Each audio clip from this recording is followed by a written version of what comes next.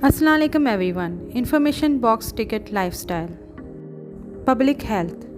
Unit 1, making healthy choices. Today we will talk about personal care and appearance. First, we will talk about your skin, nails and hair. Imagine that you are meeting a group of people for the first time. Your first impression of them is likely to be strongly influenced by their appearance. You will probably notice immediately if their skin looks healthy, if their hair and nails are clean and well groomed. It is important to remember that others meeting you for the first time will also notice your skin, hair and nails. Taking proper care of your appearance can make a big difference in how others think of you. First, we will talk about the structure of skin. Your skin is the largest organ of your body. An organ is a group of different kinds of cells that perform a certain function. Your skin has four main functions: protection, temperature regulation, waste removal, and sensation. As shown in this figure, your skin consists of an inner and outer layer, the dermis and the epidermis. The layer of tissue that binds the skin to the body is called the subcutaneous layer. The body often stores fat in the subcutaneous layer. First, we will talk about the upper portion, the dermis. The inner layer of skin, called the dermis, contains most of the living structures of the skin, blood vessels, nerve endings, hair root, and part of the sweat and oil glands. Near each shaft of hair are oil glands called the sebaceous gland. Sebaceous glands release an oil called sebum. Sebum makes the skin moist and soft. Too little sebum can make the skin too dry. The dermis is made up of loosely organized groups of cells that produce collagen. Collagen is an elastic fiber that gives skin strength and flexibility. The dermis also contains tiny nerve endings that respond to heat, cold, pressure, pain, and touch. These nerve endings allow you to feel the coldness of ice, the softness of a kitten, or the sensation of pain when you touch a hot stove. The dermis also contains sweat glands.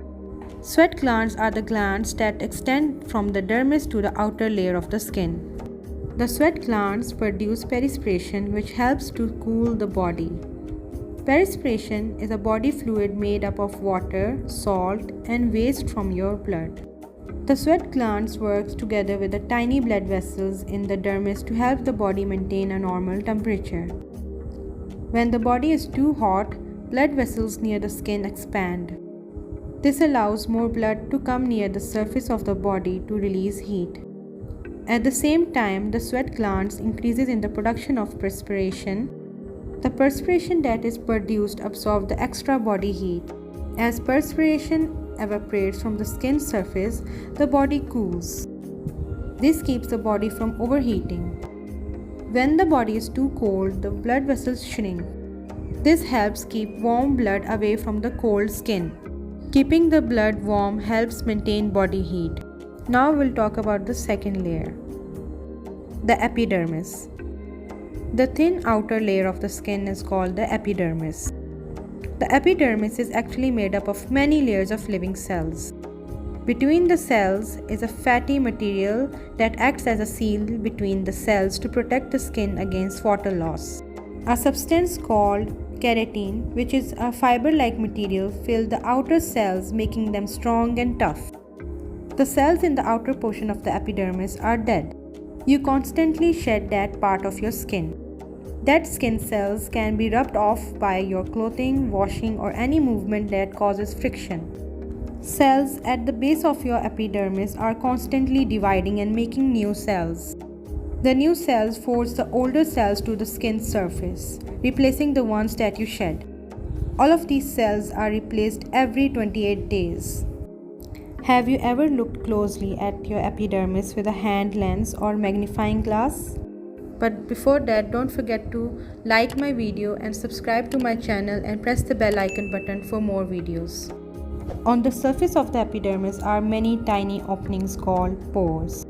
The sweat glands release perspiration through the pores. The pores also produce opening for the sebum or oil that is released from the dermis. Sebum coats the outer layer of the skin. This coating also contains an acid that keeps germ from entering the body. Now we will talk about skin pigmentation. Substances in the lower part of the epidermis called pigments give color to the skin. Melanin, a brown pigment, is the most important part. The more melanin in the epidermis, the darker your skin will be. Melanin helps block ultraviolet rays in sunlight, which can damage the skin. As a result of exposure to sunlight, some skin makes more melanin. The skin becomes darker and get a tan. Melanin is not always evenly distributed in the body. In some people, melanin gathers in the small area forming freckles. Raised growths of brown pigment are called moles. Most moles are harmless. Sometimes, however, a mole can develop into a serious form of skin cancer. If a mole becomes irritated or changes in color, size, or shape, see your doctor immediately. Birthmarks are marks on the skin that caused either by enlarged blood vessels or extra pigment. They are usually present at birth. Many birthmarks eventually disappear.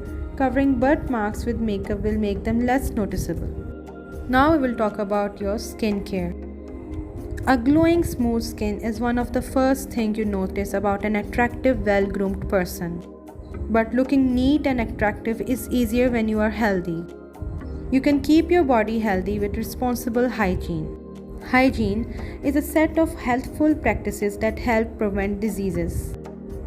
Hygiene includes good health habits such as eating a variety of foods, exercising, getting enough rest, and keeping your body clean. Your hygiene program should also include careful choices of grooming products. Many of them have chemicals that irritate the skin. Regular washing will help keep your skin healthy and clean. Washing with a terry face cloth should help gently remove the top layer of dead cell. Most people have a combination of skin types, that is, some areas are oily and others are dry or normal. Washing oily areas more than once a day may be necessary. Dry skin usually is not a problem among teenagers. But cold winter winds and dry hot airs can rob the skin of its moisture. Creams or lotion that hold in moisture will protect dry skin. However, makeup may clog the skin's sebaceous glands and contribute to skin irritation. Body odor occurs when bacteria come in contact with perspiration. Bacteria grow easily on the skin when it is warm and moist. Bathing or showering daily will cut down on body odor. Both deodorant and antiperspirants also help to fight body odor. But antiperspirant decrease or prevent heavy perspiration. Neither deodorants or antiperspirants take the place of washing. Now we will talk about your hair and nails. Your nails and hair are actually keratin-filled epidermis cells. Clear plates of these cells make up your fingernails and toenails. The nails themselves have no nerve endings or blood vessels. They serve as a buffer against blows and thus they protect the sensitive tips of your fingers and toes. The hair shaft that emerges from the epidermis is made entirely of hardened dead cells. Because the hair cells are dead, it does not hurt to have your hair cut. Hairs grow out of your hair follicles deep in the dermis. Hair follicles are bulb-shaped roots that extend from the dermis up to the epidermis, as you can see in the figure. When hair cells form and push up from the deepest part of the follicle, they die and become filled with keratin. Most of your body is covered with hair. Your hair protects you in several ways. The hair on your head helps to keep you warm. Hair helps keep dust and dirt out of your eyes, ears, and nose. Your eyebrows and eyelashes also keep direct light out of your eyes. Hair color is determined by the amount and kind of pigment in your hair, which in turn is determined by heredity. The shape of the hair shaft determines whether your hair is straight, wavy, or curly. The flatter the hair shaft, the curlier the hair. Straight hair has a round shaft. As you get older, the production of melanin slows down, causing gray or white hairs to develop. The age at which a person becomes grey is also hereditary. As some men grow older, their hair becomes thinner or they become bald. Baldness is loss of hair from the top of the head. Pattern baldness is caused by a combination of inherited trait and the effects of a male hormone. It is the most common kind of baldness. Inherited hair loss occurs gradually as a part of the normal aging process. Other forms of baldness can occur in both men and women and are related to illnesses. In these cases, the hair loss is usually temporary. Now we will talk about how to take care of your hair. The key to keeping your hair looking healthy is to keep it clean, brushed and free of tangles. Clean hair is easy to groom. 1 or 2 applications of your shampoo should be enough to cleanse the hair. Be sure to rinse your hair thoroughly after shampooing and conditioning. Otherwise, your hair may look dull. Once you have washed and rinsed your hair, a wide tooth comb should be used to comb it out. The best way to dry your hair is to let it dry naturally. Regularly brushing stimulates the circulation of blood to your scalp. It also removes dirt and spreads natural oils over the hair. That helps it to shine. Don't forget to subscribe to my channel. Brushing 100 strokes every night, however, is not a good advice. Excessive brushing or combing may damage the hair or scalp. Overexposure to hair dryer, heat rollers, or curling irons can make your hair bristles and dry. Tight ponytails, cornrowing, permanent curling or straightening, dyeing, and bleaching can all damage the hair and scalp. Many people choose to change their natural hair color. Products that dye, bleach, or strip hair color can leave the hair dry and bristle. Some hair dyes or bleaches also can be harmful to your scalp. Hair removal. Many people include hair removal in their grooming routine. Several methods may be used to remove unwanted hair from the body. Most of the usual methods are not permanent. Whatever method you use, be careful not to harm your skin. When shaving, you may wish to soak the skin with a warm or hot towel. A lather of soap, stirred, and shaving cream will help further soak the hairs and smooth the shaving process. This will keep you from removing too much of the epidermis along with the hair. Some women prefer to use depilatories instead of shaving. A depilatory is a hair removing cream, lotion, or spray. They may irritate the skin, so be sure to read carefully all directions on the product. It is safest to use depilatory on the skins. Waxing has longer lasting results than shaving or using depilatory. Waxing is a method of hair removal that involves the application of a warm waxy substance on the skin. After the substance cools and hardens, it is pulled off along with the unwanted hair. Electrolysis is a form of permanent hair removal that involves passing an electric current through each hair follicle. This should be only done by someone who is specially trained in electrolysis. Using electrolysis is used on small areas such as the upper lip. It is an expensive and sometimes painful procedure. Now we will talk about caring for hands and feet. Washing with soap helps get rid of disease-causing germs that collect under the fingernails. Good nail care can also help prevent hangnails. A bit of loose cuticle is called a hangnail. A cuticle is the hardened epidermis around the edges of the fingernail.